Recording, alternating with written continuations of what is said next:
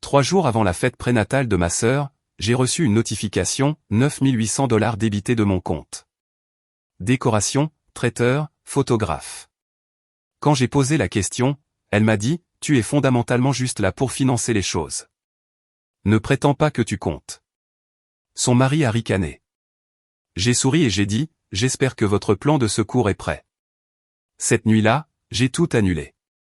Et quand ils l'ont découvert. Alors mon nom est Marcus Bennett. J'ai 34 ans et, pendant la majeure partie de ma vie d'adulte, j'ai été celui que les gens appelaient quand ils avaient besoin d'argent. Pas un prêt, pas une faveur, juste de l'argent, net, simple, attendu. Je suis banquier d'affaires dans une firme de taille moyenne à Chicago. Je gagne bien ma vie, pas de façon extraordinaire, mais assez pour vivre confortablement dans un appartement d'une chambre avec vue sur la ville et un bail que j'ai réellement lu avant de signer. Je conduis une berline pratique, je paie mes factures à temps et j'investis 20% de chaque chèque de paie dans des fonds indiciels parce que c'est ce que font les gens intelligents. Ma sœur Victoria a 3 ans de moins que moi. En grandissant, elle était celle que tout le monde adorait. Elle avait cette façon d'illuminer une pièce, ce charme qui faisait oublier aux gens qu'elle demandait quelque chose jusqu'à ce qu'il le lui ait déjà donné. Mes parents aimaient ça chez elle. Ils appelaient ça du charisme, je l'appelais manipulation, mais seulement dans ma tête, car le dire à haute voix aurait fait de moi le méchant. Tori a eu la plus grande chambre quand nous étions enfants. Elle a eu la voiture quand elle a eu 16 ans. J'ai eu un laissez-passer de bus et un emploi à temps partiel dans une épicerie. Elle a eu ses frais de scolarité payés en totalité. J'ai eu des prêts étudiants qu'il m'a fallu 9 ans pour rembourser. Je ne me suis jamais plaint. Ce n'est pas ce que je faisais. J'étais le fiable, le responsable, celui qui ne faisait pas de vagues. Quand Tori s'est fiancé il y a 4 ans, mes parents étaient aux anges. Son fiancé, Kyle, travaillait dans la vente pour une start-up technologique qui n'avait pas encore réalisé de bénéfices mais parlait comme si elle allait changer le monde. Il portait des baskets chères et conduisait une BMW en leasing. Lors de leur dîner de fiançailles, mon père lui a tapé sur l'épaule et a dit qu'il était exactement le genre d'homme que Tori méritait. J'ai payé pour le dîner de répétition, $12 000. Ma mère m'a demandé si je pouvais aider parce que le fonds de retraite de mon père était plus serré que prévu. J'ai viré l'argent le jour même. 3 mois plus tard, j'ai payé la moitié du mariage, encore $18 000. Tori a dit que cela signifierait tout pour elle, et je n'ai pas eu le cœur de dire non. Puis vint la lune de miel. Il voulait Bora Bora. J'ai envoyé $6 000 parce que Tori m'a appelé en pleurant, disant que la start-up de Kyle avait retardé son bonus et qu'ils avaient déjà versé des acomptes qu'ils ne pouvaient pas récupérer. J'ai commencé à tenir une liste après cela, non pas parce que je voulais récupérer l'argent, mais parce que j'avais besoin de le voir écrit pour croire que c'était réel. Frais de mariage, lune de miel, un nouveau canapé pour leur appartement, l'assurance automobile de Tori quand le chèque de commission de Kyle était en retard, leur loyer 2 fois quand les choses devenaient difficiles. La liste vivait dans un tableur sur mon ordinateur portable. Elle contenait les dates, les montants et un total cumulé qui s'élevait alors à $156 000. Je n'ai jamais rien demandé en retour. Ce n'est pas ce que fait la famille, n'est-ce pas? Mais quelque chose a basculé il y a 3 jours. J'étais assis à mon bureau, à mi-chemin d'un modèle financier pour une présentation client, quand mon téléphone a vibré. Une notification de ma banque, transaction $9 800. Marchand, premier Event Planning LLC. J'ai fixé l'écran. Je ne reconnaissais pas la dépense. Je n'avais rien acheté. J'ai ouvert mon application bancaire, consulté les détails de la transaction et vu la description, fête prénatale, décoration, traiteur, photographe. La fête prénatale de ma sœur. Celle qui a lieu ce week-end. Celle pour laquelle j'avais reçu une invitation polie le mois dernier, imprimée sur du papier cartonné épais avec des lettres à la feuille d'or. Je me suis adossé à ma chaise, l'éclat de mon écran se reflétant sur mes lunettes. Elle avait utilisé ma carte. Elle n'avait pas demandé, elle l'avait simplement prise. J'ai pris mon téléphone, hésité, puis je l'ai reposé. Je ne l'ai pas appelé, pas encore. Au lieu de cela, j'ai ouvert le tableur. J'ai fait défiler jusqu'en bas, ajouté une nouvelle ligne et tapé la date et le montant, 9800, fête prénatale. Le total s'est mis à jour automatiquement, 165 800. J'ai fixé ce nombre pendant un long moment. Le bureau autour de moi bourdonnait du bruit sourd des claviers et des conversations feutrées, mais je n'entendais rien de tout cela. J'ai pensé à appeler. J'ai pensé à envoyer un SMS. J'ai pensé à laisser couler comme je le faisais toujours. Mais ensuite, je me suis souvenu de sa voix lors de la dernière fête de l'Action de grâce, riant à la table du dîner, disant que j'avais de la chance de ne pas avoir d'enfant parce que je ne saurais pas quoi faire de tout cet argent supplémentaire de toute façon. J'ai fermé l'ordinateur. Je me suis rendu chez Tori le lendemain après le travail. Elle vivait dans un lotissement à 30 minutes de la ville, l'un de ces quartiers où chaque maison se ressemblait à l'exception de la couleur des volets. La sienne avait des volets gris et un Range Rover blanc dans l'allée que j'avais aidé à financer il y a 8 mois quand son bail était arrivé à terme. Je me suis garé dans la rue et je suis resté assis dans ma voiture un moment, fixant la porte d'entrée. Le Porsche avait une nouvelle balancelle suspendue. Je me suis demandé si j'avais payé pour ça aussi. Quand j'ai frappé, Kyle a répondu. Il portait un pantalon de jogging et un sweat à capuche de marque d'une salle de CrossFit. Il m'a regardé comme si j'étais un livreur. Marcus, quoi de neuf, mec? Est-ce que Tori est là? Ouais, elle est dans la chambre du bébé. Entre. Je suis entré. La maison sentait les bougies à la vanille et la peinture fraîche. Il y avait des boîtes empilées dans un coin du salon, toutes étiquetées de l'écriture bouclée de Tori, vêtements de bébé, couches, jouets. J'entendais sa voix à l'étage parlant au téléphone, riant. Kyle a fait un geste vers la cuisine. Tu veux une bière ou quelque chose? Non, j'ai juste besoin de parler à Tori. Il a haussé les épaules et est retourné vers le canapé où un match de basket était en pause sur un écran de la taille d'une fenêtre. Tori est descendue quelques minutes plus tard, son téléphone toujours à la main. Elle était enceinte de 6 mois, rayonnante de cette façon dont on dit toujours que les femmes enceintes rayonnent. Elle a souri en me voyant. Marcus. Et, qu'est-ce que tu fais là? J'ai sorti mon téléphone de ma poche et ouvert l'application bancaire. J'ai tourné l'écran vers elle. J'ai reçu une notification hier. 9800 $ débités de mon compte. Premier event planning. Son sourire n'a pas faibli. Elle a jeté un coup d'œil à l'écran, puis s'est tournée vers moi. Oh oui, la fête prénatale. Je comptais te le dire. Tu comptais me dire que tu facturais presque 10 000 $ sur ma carte? Elle a agité une main d'un geste dédaigneux. Je me suis dit que ça ne te dérangerait pas. Tu aides toujours. Tu n'as pas demandé. Marcus, allez. Ce n'est pas comme si tu ne pouvais pas te le permettre. Tu gagnes bien ta vie. Kyle a regardé depuis le canapé avec un sourire narquois. J'ai senti quelque chose se serrer dans ma poitrine. Ce n'est pas la question, Tori. Tu as utilisé ma carte sans demander. Elle a soupiré le genre de soupir qu'on adresse à un enfant difficile. D'accord, très bien. J'aurais dû demander, mais honnêtement, c'est juste plus facile comme ça. Tu sais à quel point je suis stressé avec l'arrivée du bébé. Je ne voulais pas m'occuper des paiements et des acomptes et de tout ça. Plus facile pour toi. Ouais, plus facile pour moi. Elle m'a regardé comme si j'étais censé être d'accord, comme si c'était raisonnable. Écoute, tu es fondamentalement juste là pour financer les choses de toute façon. Ne prétends pas que tu comptes au-delà de ça. Le silence s'est fait dans la pièce. Kyle a ri pas un petit rire, un ricanement complet, comme s'il venait d'entendre une bonne blague. Tori ne l'a même pas regardé. Elle se tenait juste là, téléphone en main, attendant que je dise quelque chose. Je n'ai pas bougé. Je n'ai pas élevé la voix. Je l'ai juste regardé cette personne que j'avais passé 16 ans à soutenir, à protéger, à dépanner et j'ai souri. J'espère que votre plan de secours est prêt. Son expression a vacillé. De la confusion, peut-être, ou de l'agacement? Quoi? J'ai glissé mon téléphone dans ma poche. Rien. Laisse tomber. Profite de ta fête. Je me suis tourné et j'ai marché vers la porte. Kyle m'a crié, riant encore, mec, ne sois pas si sensible. Je n'ai pas répondu. Je suis monté dans ma voiture, j'ai fermé la porte et je suis resté assis là un moment, les mains sur le volant. Mon téléphone a vibré, un SMS de Tori. Tu es dramatique. C'est juste de l'argent. J'ai fixé le message. Juste de l'argent. J'ai pensé au tableur, au total cumulé, aux années passées à virer des paiements, à couvrir des factures et à dire oui quand j'aurais dû dire non.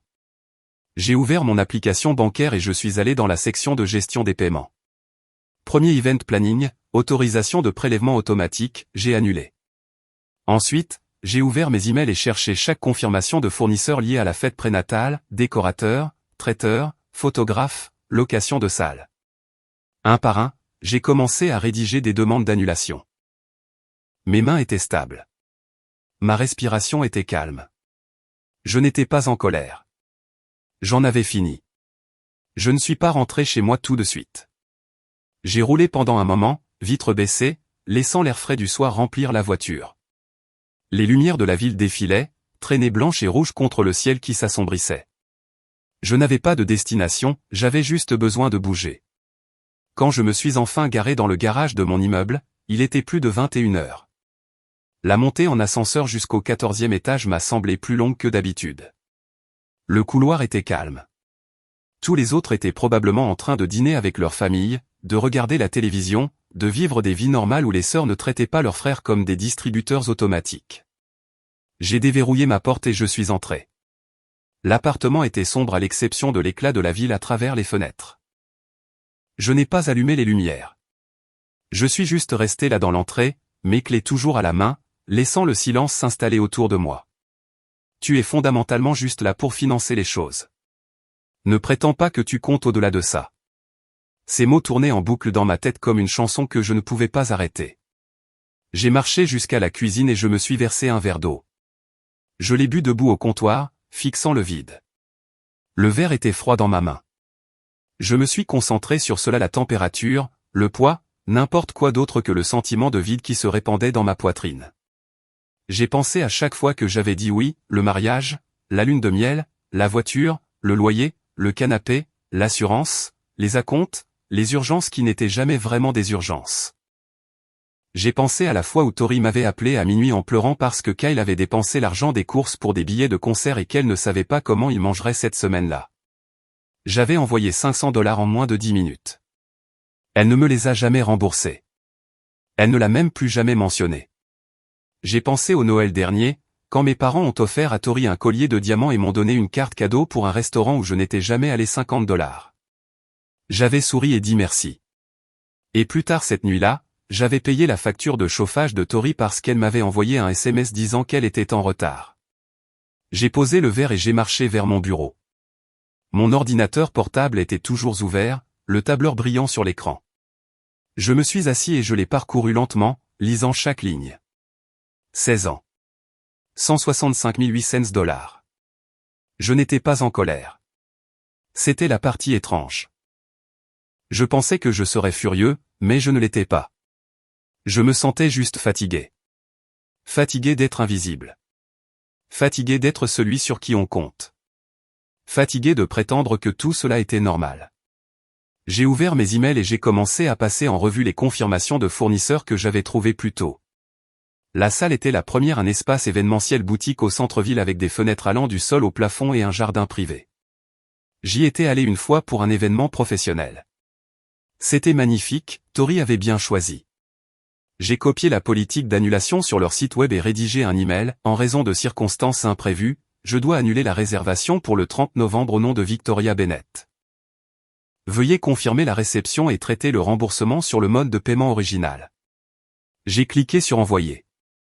Ensuite, le traiteur, une entreprise spécialisée dans les menus biologiques et locaux. Tori avait probablement passé 1 heure à choisir les parfaits petits sandwichs et arrangements de fruits. J'ai écrit un autre email et je l'ai envoyé. Le photographe, le décorateur, le fournisseur de dessert. Un par un, j'ai tout annulé. Mon téléphone a vibré, un SMS de ma mère. Tori a dit que tu étais passé. Est-ce que tout va bien? J'ai fixé le message. Je pouvais la voir dans mon esprit, assise sur le canapé dans la maison où j'ai grandi, inquiète que j'ai contrarié son enfant chéri. Je n'ai pas répondu. J'ai terminé le dernier email d'annulation, fermé mon ordinateur portable et je me suis adossé à ma chaise. L'appartement était toujours sombre. La ville brillait toujours à l'extérieur. Et pour la première fois en 16 ans, j'ai senti que je pouvais respirer. Les emails de confirmation ont commencé à arriver vers 6 heures du matin. J'étais déjà réveillé, assis à ma table de cuisine avec un café, regardant le soleil se lever sur le lac. Mon téléphone vibrait à chaque fois. Premier event planning, annulation confirmée, remboursement traité.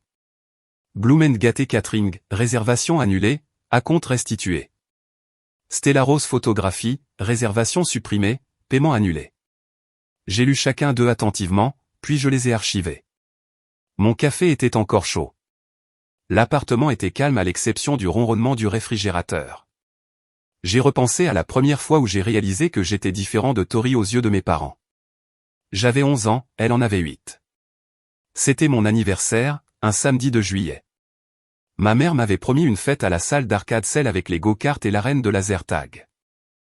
J'en parlais depuis des semaines, entourant la date sur le calendrier dans ma chambre, comptant les jours. Le matin de mon anniversaire, Tori s'est réveillée avec un mal de ventre. Rien de grave, juste inconfortable. Ma mère a touché son front, a vérifié sa température et a déclaré qu'elle avait besoin de repos. Nous ferons ta fête le week-end prochain, Marcus. Tori ne se sent pas bien. Je me souviens m'être tenu dans l'embrasure de la porte de la cuisine, encore en pyjama, regardant ma mère préparer des toasts et du soda au gingembre pour Tori. Je n'ai pas pleuré. J'ai juste hoché la tête et je suis retourné dans ma chambre. Le week-end prochain n'est jamais venu. Ma mère a dit que nous avions manqué le créneau de réservation. Et de toute façon, n'étais-je pas un peu vieux pour les fêtes à la salle d'arcade? J'ai eu un gâteau de l'épicerie et une carte avec $20 à l'intérieur. Tori a eu un voyage à Disneyland pour son 8e anniversaire 3 mois plus tard. J'ai appris quelque chose ce jour-là. J'ai appris que mes besoins passaient en second, que ma déception était gérable, que j'étais celui qui pouvait encaisser. J'ai porté cette leçon à l'âge adulte comme une valise que je n'aurais jamais déballée. Mon téléphone a encore vibré, un SMS de Tori. Pourquoi des fournisseurs m'appellent-ils pour des annulations? J'ai posé mon téléphone face contre table et j'ai pris une autre gorgée de café. Un autre SMS, Marcus, qu'est-ce que tu as fait? Puis un autre, appelle-moi. Je n'ai pas appelé. Au lieu de cela, j'ai ouvert mon ordinateur portable et consulté mon compte bancaire. Je suis allé dans la section des paiements automatiques, l'endroit où j'avais mis en place des virements récurrents il y a des années sans y réfléchir à deux fois. L'assurance voiture de Tori, 340 par mois. J'ai cliqué sur annuler. L'abonnement à la salle de sport de Tori, l'endroit chic avec bar à jus et cours de yoga, 180 par mois. Annulé. Le box de stockage où elle gardait les meubles de son ancien appartement, celui qu'elle comptait trier depuis 2 ans, $95 par mois. Annulé. Chaque clic semblait méthodique, propre. Il n'y avait pas de colère là-dedans, juste de la clarté. Mon téléphone s'est mis à sonner. Le nom de Tori a clignoté sur l'écran, sa photo du Noël dernier me souriant. J'ai laissé sonner. C'est passé en messagerie vocale. 10 secondes plus tard, elle a rappelé. J'ai mis mon téléphone en sourdine et ouvert mon tableur. J'ai ajouté une nouvelle colonne intitulée mensuel récurrent. J'ai commencé à la remplir avec chaque abonnement, chaque paiement automatique, chaque petit virement que j'avais mis en place au fil des ans et que j'avais fini par ne plus remarquer. Le total s'élevait à 1140 par mois. 13 680 par an. Multiplié par 4 ans depuis son mariage, 54 720 $ juste en paiement récurrent que j'avais oublié que je faisais. J'ai fixé le nombre. Mon téléphone a encore vibré une notification de message vocal. Je ne l'ai pas écouté. Au lieu de cela, j'ai fermé l'ordinateur, fini mon café et je me suis habillé pour le travail. C'était jeudi. La fête prénatale était prévue pour samedi. J'avais 2 jours pour m'assurer que tout ce que j'avais construit pour elle se désagrège exactement comme il le fallait. Tori attendait dans le hall de mon immeuble de bureau quand je suis descendu pour le déjeuner. Je l'ai vue à travers les portes vitrées avant de sortir. Elle était assise sur l'un des canapés modernes près de la réception, sa main posée sur son ventre de femme enceinte, paraissant petite et inquiète d'une manière qui m'aurait fait culpabiliser 2 jours plus tôt. Maintenant, je me sentais juste fatigué. Elle s'est levée en m'apercevant, bougeant rapidement pour quelqu'un enceinte de 6 mois. Marcus, enfin. Tu n'as pas répondu à mes appels. J'ai continué à marcher vers la sortie. Elle a suivi, ses chaussures claquant sur le sol en marbre. Il faut qu'on parle. Les fournisseurs n'arrêtent pas de m'appeler. Tout est annulé. La salle, la nourriture, le photographe, tout. J'ai poussé la porte tournante. L'air de novembre était froid, vif contre mon visage. Marcus, arrête. Je me suis arrêté, non pas parce qu'elle me l'avait demandé, mais parce que j'avais atteint ma voiture. Je me suis tourné pour lui faire face. Elle avait l'air bouleversée. Ses yeux étaient rouges comme si elle avait pleuré. Sa veste était déboutonnée et elle avait une main pressée contre le bas de son dos comme s'il la faisait souffrir.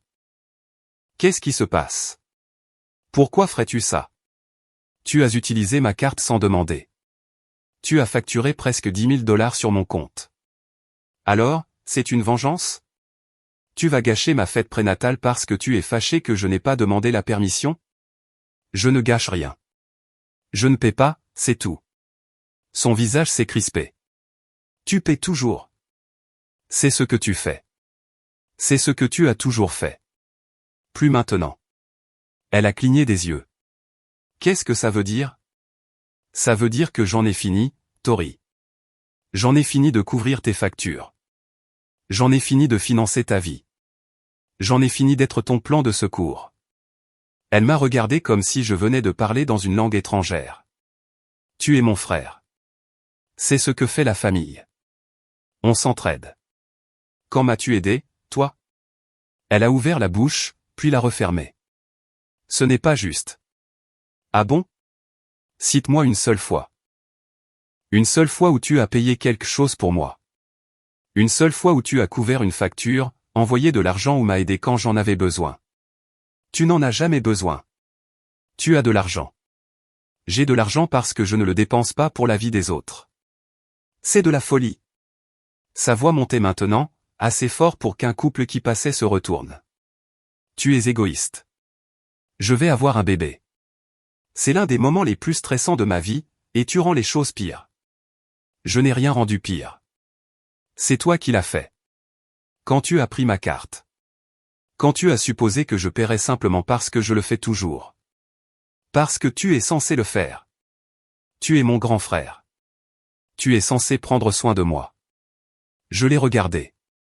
Je l'ai vraiment regardé, cette personne que j'avais passé 16 ans à protéger, à financer, à soutenir. Cette personne qui venait de dire que j'étais censé m'occuper d'elle comme si c'était gravé dans la pierre quelque part. Je ne suis pas ton distributeur automatique, Tori. Je n'ai jamais dit que tu l'étais. Tu l'as dit il y a 2 jours dans ton salon. Tu as dit que j'étais essentiellement là pour financer les choses. Que je n'avais pas d'importance au-delà de ça. Son visage est devenu pâle. Je ne pensais pas ça comme ça. Si, tu le pensais. Marcus, s'il te plaît. J'étais stressé. Je ne réfléchissais pas. Tu pensais exactement ce que tu penses toujours, que je dirais oui. Que je couvrirais les frais. Que je te faciliterais la tâche. J'ai sorti mes clés de ma poche. J'ai annulé ton assurance automobile ce matin. Et ton abonnement à la salle de sport. Et le garde-meuble. Ses yeux se sont agrandis. Tu as fait quoi? Chaque paiement automatique que j'effectuais pour toi, c'est fini. Tous. Tu ne peux pas faire ça. Je viens de le faire. Elle a tendu la main vers mon bras. J'ai reculé. Marcus, s'il te plaît. La fête prénatale est dans 2 jours. J'ai 60 personnes qui viennent. Je ne peux pas simplement annuler. Alors tu ferais mieux de trouver un autre moyen de payer pour ça. Avec quel argent? Le chèque de commission de Kyle n'arrive pas avant la semaine prochaine, et nous avons déjà du retard sur l'hypothèque. Ce n'est pas mon problème. Les mots sont sortis plats, froids, définitifs.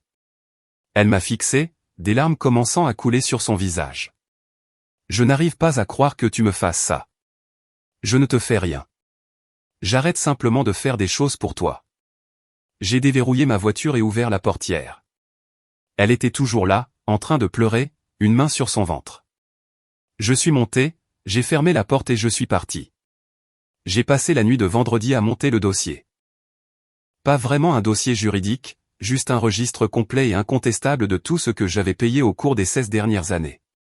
Chaque virement bancaire, chaque Venmo, chaque chèque, chaque débit de carte de crédit qui avait servi à faciliter la vie de Tori pendant que la mienne restait exactement la même. Ma table de cuisine était couverte de relevés bancaires imprimés. J'avais repris chaque compte que j'avais jamais possédé, extrayant les historiques de transactions, surlignant les frais pertinents en jaune.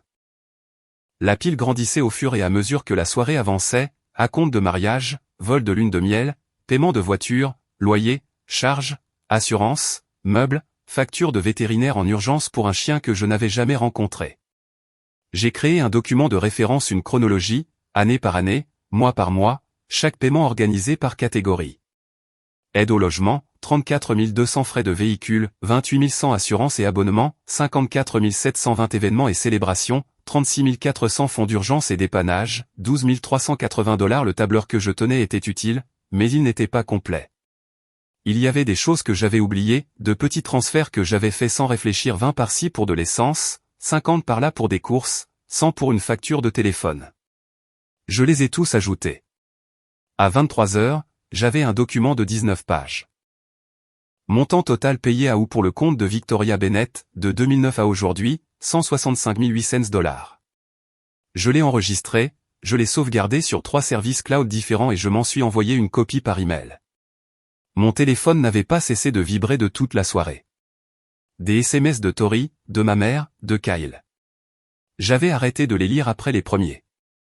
Tori, s'il te plaît, appelle-moi. Nous devons arranger ça. Maman, qu'est-ce qui se passe entre toi et ta sœur? Elle est très bouleversée. Kyle, mec, tu te comportes vraiment comme une ordure. Elle est enceinte. Je n'ai répondu à aucun d'eux. Au lieu de cela, j'ai ouvert un nouveau document et j'ai commencé à écrire une lettre, ni une excuse, ni une explication, juste un exposé des faits pour ma famille. Ceci est un décompte complet de chaque contribution financière que j'ai apportée au cours des 16 dernières années. Je fournis cela non pas pour exiger un remboursement, mais pour faire comprendre que mon rôle de source de financement automatique est terminé. Avec effet immédiat, je ne couvrirai plus les dépenses, les urgences ou les coûts de style de vie pour personne d'autre que moi-même. Ce n'est pas négociable. Ce n'est pas temporaire. C'est permanent. J'ai joint le document de 19 pages. Je l'ai enregistré en tant que brouillon, je n'étais pas encore prêt à l'envoyer. Mon téléphone a sonné, mon père cette fois. Je l'ai laissé passer sur la messagerie vocale. 1 minute plus tard, un SMS de sa part, votre mère et moi sommes très déçus par toi. J'ai fixé ce message pendant un long moment. Déçu.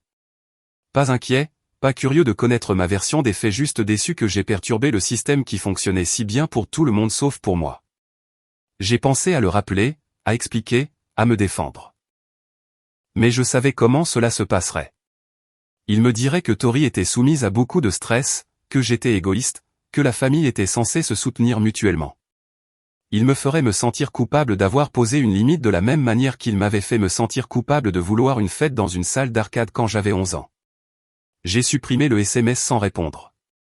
J'ai consulté mon compte bancaire une dernière fois et vérifié les transactions en attente. Tous les remboursements étaient en cours de traitement, l'acompte pour la salle, les frais de traiteur, les arts du photographe. D'ici lundi, tout serait de retour sur mon compte. De l'argent que j'avais gagné. De l'argent que j'avais prévu de dépenser pour des vacances que je ne cessais de repousser parce que quelqu'un avait toujours besoin de quelque chose. J'ai ouvert un site de voyage et j'ai commencé à regarder des vols pour l'Islande. J'avais toujours voulu y aller. Reykjavik en hiver, les aurores boréales calmes, froid et loin des gens qui ne me voyaient que comme un portefeuille. J'ai ajouté un voyage à mon panier, 7 jours, un bel hôtel, des visites, une voiture de location.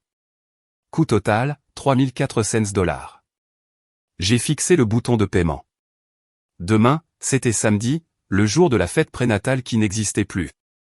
Je me demandais si Tori l'avait déjà dit aux gens. Je me demandais si elle avait trouvé un autre lieu, un autre traiteur, un autre moyen de s'organiser. J'espérais que non. J'ai cliqué sur réserver maintenant. L'email de confirmation est arrivé 30 secondes plus tard. J'ai souri. Le samedi matin a commencé tranquillement. Je me suis réveillé à 7 heures, j'ai préparé du café et je me suis assis près de la fenêtre en regardant la ville s'éveiller. Le ciel était gris, menaçant de pluie, un temps parfait pour un désastre. Le premier appel est arrivé à 8h47. Ma mère. Je n'ai pas répondu. Le deuxième est arrivé 3 minutes plus tard, Tori. Ignoré. Puis Kyle, puis ma mère à nouveau, puis un numéro que je ne connaissais pas. À 9h30, j'avais 14 appels manqués et 22 messages textes. J'ai ouvert les messages et les ai lus dans l'ordre. Tori, 8h52, la salle dit qu'ils n'ont aucune trace de notre réservation. Tori, 8h55, le traiteur vient d'appeler. Ils ont dit que tu avais annulé. Marcus, s'il te plaît, dis-moi que c'est une erreur. Maman, 9h01, Tori fait une crise de panique. Que as-tu fait? Kyle, 9h12, tu es un salaud d'égoïste. Elle est enceinte de 6 mois et tu nous fais ce coup foireux. Tori, 9h18, les gens sont déjà en route. 60 personnes, Marcus. 60 personnes qui attendent une fête qui n'existe pas à cause de toi. J'ai posé mon téléphone et fini mon café. À 10h15, quelqu'un a frappé à ma porte des coups forts et insistants qui ont résonné dans l'appartement. J'ai regardé par le Judas, mon père. J'ai ouvert la porte. Il paraissait plus vieux que dans mes souvenirs, plus gris, fatigué, mais son expression était de la pure colère. Qu'est-ce qui ne va pas chez toi, bordel? Bonjour, papa. Ne me sors pas ça. Ta sœur est en larmes. Sa fête prénatale est ruinée. Les invités arrivent dans une salle vide. As-tu la moindre idée de ce que tu as fait? J'ai arrêté de payer pour quelque chose qu'on ne m'a jamais demandé de payer. C'est ta sœur. Et je suis son frère, pas sa banque. Il est entré dans mon appartement sans y être invité, les mains crispées sur les côtés. C'est plus qu'une question d'argent. C'est la famille. On n'abandonne pas sa famille. Comme tu as abandonné mon 11e anniversaire? Comme tu as abandonné l'idée d'aider pour mes frais de scolarité? Comme tu as abandonné le fait de remarquer que je finance toute la vie d'adulte de Tori? Sa mâchoire s'est contractée. Nous ne parlons pas d'histoire ancienne. Nous parlons d'aujourd'hui. D'une fête prénatale que tu as détruite par méchanceté. Je n'ai rien détruit. J'ai juste arrêté de la construire. Tu t'étais engagé pour ça. Non, ce n'est pas vrai. Tori a débité ma carte sans me demander. Elle m'a volé. Et quand je l'ai confrontée, elle m'a dit que j'étais essentiellement là pour financer les choses. Il est resté silencieux un moment. Elle ne le pensait pas. Si, elle le pensait. Je me suis dirigé vers mon ordinateur portable et j'ai ouvert le document que j'avais préparé la veille. Veux-tu savoir combien je lui ai donné? Combien j'ai payé en 16 ans? Il ne s'agit pas de compter les dettes. 165 800 $. J'ai tourné l'écran vers lui. C'est le montant. Mariage, lune de miel, voiture, loyer, assurance, abonnement de sport, facture de vétérinaire en urgence, garde-meuble. J'ai chaque transaction documentée. Date, montant, description. Il a fixé l'écran. Son visage est devenu pâle. Tu n'as jamais rien dit. Parce que je pensais que c'était ce que la famille faisait. Je pensais que j'aidais, mais je n'aidais pas, je l'encourageais dans son comportement. Je vous laissais tous me traiter comme un distributeur qui ne s'épuise jamais. Est-ce que c'est juste? À quand remonte la dernière fois que l'un d'entre vous a demandé comment j'allais? À quand remonte la dernière fois que Tori a payé quoi que ce soit pour moi? À quand remonte la dernière fois que tu m'as traité comme si j'avais de l'importance au-delà de ma capacité à résoudre les problèmes avec de l'argent? Il n'a pas répondu. Mon téléphone a vibré, un SMS de Tori. Kyle et moi venons d'avoir la pire dispute de notre vie. Il dit que nous n'avons pas les moyens pour ce bébé. Il dit que c'est de ma faute si je dépends de toi. Marcus, s'il te plaît, je t'en supplie. Répare ça. J'ai montré le message à mon père. Il l'a lu, son expression illisible. Est-ce que tu vas l'aider? J'ai fermé mon ordinateur portable. Non. C'est ta fille, et c'est une adulte qui doit apprendre que les actes ont des conséquences. Qu'on ne peut pas traiter les gens comme s'ils étaient jetables et s'attendre à ce qu'ils continuent d'être là. Mon père m'a regardé comme s'il ne me reconnaissait pas. Depuis quand es-tu devenu si froid? Depuis que j'ai réalisé qu'être chaleureux signifiait simplement se faire brûler. Il s'est retourné et s'est dirigé vers la porte. Il s'est arrêté, la main sur la poignée, le dos tourné vers moi. Votre mère et moi sommes très déçus par toi. Je sais. Tu me l'as déjà envoyé par SMS. Il est parti sans un mot de plus. Je me suis tenu dans le silence de mon appartement, écoutant le clic de la porte se fermer. Mon téléphone a vibré à nouveau. Un autre SMS. Un autre plaidoyer. Je l'ai éteint complètement. Dehors, la pluie a fini par tomber. Les retombées ont mis 3 semaines à se manifester pleinement. Je les ai regardées se produire de loin, comme si j'observais l'effondrement d'un bâtiment au ralenti. La fête prénatale est devenue le sujet de conversation du quartier. 60 invités se sont présentés dans une salle qui n'avait aucune réservation, pas de nourriture, pas de décoration. Tori a essayé de sauver la situation en recevant les gens chez elle, mais sans traiteur ni coordination, tout s'est écroulé en 1 heure. Quelqu'un a posté à ce sujet sur les réseaux sociaux. Les commentaires n'étaient pas tendres. La start-up de Kyle a licencié 4 jours plus tard, une histoire de restructuration et de conditions de marché. Sans son revenu, ils ne pouvaient pas payer leur hypothèque. Je l'ai appris par ma mère, qui m'a appelé en pleurant, me suppliant de reconsidérer ma décision. Elle va perdre la maison, Marcus. Ils ont 2 mois de retard. La banque menace de saisir. J'ai écouté. Je n'ai pas proposé de solution. Tu pourrais arranger ça. Tu as l'argent. Je n'arrange rien. Elle m'a raccroché au nez. Tori m'a envoyé un email une semaine plus tard, long, décousu, désespéré. Elle s'est excusée pour ce qu'elle avait dit. Elle a expliqué à quel point les choses étaient difficiles, comment Kyle buvait plus, à quel point elle avait peur de l'arrivée du bébé, comment elle ne savait pas quoi faire. À la fin, elle a demandé si nous pouvions parler. J'ai répondu par une seule ligne, j'espère que tu trouveras une solution. Je n'ai plus eu de nouvelles d'elle. Mon père a cessé de me parler entièrement. Ma mère m'envoyait des SMS occasionnels brefs et froids me donnant des nouvelles de la famille comme si j'étais une connaissance lointaine. Tori a eu le bébé en février, une fille. Ils l'ont nommée Emma. Ils ont emménagé dans un appartement plus petit dans un quartier moins cher. Kyle a trouvé un emploi dans une concession automobile. J'ai envoyé une carte cadeau à la naissance d'Emma, $100, le même montant que mes parents me donnaient pour mes anniversaires. Tori ne l'a jamais accusé réception. En janvier, je me suis envolé pour l'Islande. Reykjavik en hiver était exactement ce dont j'avais besoin, froid, calme, d'une beauté austère. J'ai passé une semaine à randonner sur des glaciers, à me baigner dans des sources chaudes et à regarder les aurores boréales danser dans le ciel en vagues vertes et violettes. J'ai rencontré une Allemande dans une maison d'hôtes. Son nom était Anaka. Nous avons pris un café un matin, discutant de voyage et de travail et du soulagement étrange d'être loin de chez soi. Elle m'a raconté avoir quitté un travail qui l'épuisait. Je lui ai raconté avoir quitté une famille qui faisait de même. « Est-ce qu'il te manque ?» a-t-elle demandé. J'y ai réfléchi. J'y ai vraiment réfléchi. L'idée que je me faisais d'eux me manque la famille que je pensais avoir. Mais la réalité ne me manque pas. Elle a hoché la tête comme si elle comprenait.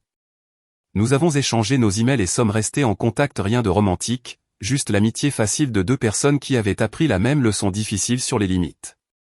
Quand je suis rentré à Chicago, mon appartement me semblait différent, plus léger. J'avais remplacé les meubles que je voulais remplacer depuis des années. J'avais commencé à aller dans une salle d'escalade. J'avais ouvert un compte d'investissement spécifiquement pour les choses que je voulais, pas les choses dont les autres avaient besoin. Mon tableur était toujours sur mon ordinateur portable, mais je ne l'ouvrais plus. Je n'en avais pas besoin, les chiffres avaient rempli leur fonction. Un soir de mars, je cuisinais le dîner quand mon téléphone a vibré. Un SMS d'un numéro inconnu, c'est Tori. Nouveau téléphone. Je voulais juste dire que je suis désolé pour tout. Je comprends si tu ne veux pas parler. J'avais juste besoin que tu le saches. Je l'ai lu 2 fois, puis je l'ai supprimé. Pas par colère, pas par méchanceté, juste par acceptation que certains chapitres se ferment et que forcer leur réouverture ne cause que plus de dégâts. J'ai fini de cuisiner, je me suis versé un verre de vin, je me suis assis près de la fenêtre et j'ai regardé les lumières de la ville scintiller dans le ciel nocturne. Quelque part là-bas, Tori apprenait à vivre sans moi. Et j'apprenais enfin à vivre pour moi-même.